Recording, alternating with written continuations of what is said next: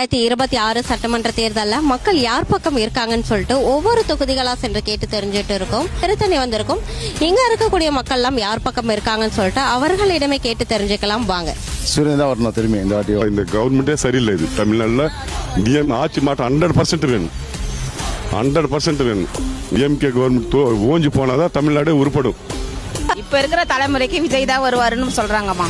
விஜய் ஓரளவுக்கு இளைஞர்களுக்கு அவர் கொஞ்சம் முன்மாதிரியா இருக்கிறாரு. 2026 அண்ணா தான் சிஎம். என்னோட ஓட்டு அண்ணா தான். விஜய் வரணும். விஜய் வந்தா நல்லா இருக்கும்.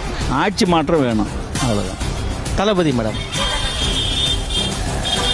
ஒரு சேஞ்ச் இருக்கட்டும் மேடம். விஜய் எதனாலன்னா ஒரு மாற்றம் வந்தால் நல்லா இருக்கும்ன்ட்டு.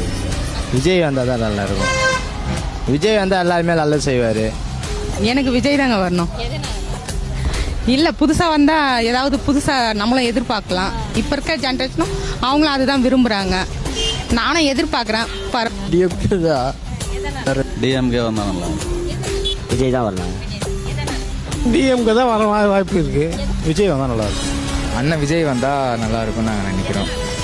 அடுத்து விஜய் வந்தா நல்லா இருக்கும். திமுகமா விஜய் வந்தால் நல்லா இருக்கும்.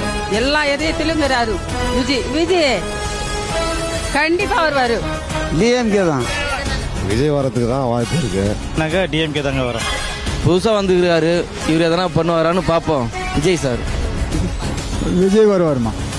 புதுசாக தான் வரணும்னு நினைக்கிறாங்க. அது மக்கள்லாம் முடிவு பண்ணாங்களோ. தளபதி விஜய். தளபதி வந்தா நல்லா இருக்கும். விஜய் அவர்கள் வந்தா நல்லா இருக்கும். ஏன் டிஎம்கே தான். ஆமாம், தளபதி விஜய் தான் எப்பவும். எங்களுக்கு வேணாம்மா, வந்து நாங்க அனுபவிக்கிறது போதும் எங்களுக்கு. புதுசாக வரவங்க வந்து ஒரு வாய்ப்பு கொடுப்போமே அவங்களுக்கு. யாருக்குன்னா இளைய தளபதி வந்தால் நல்லா இருக்குமா.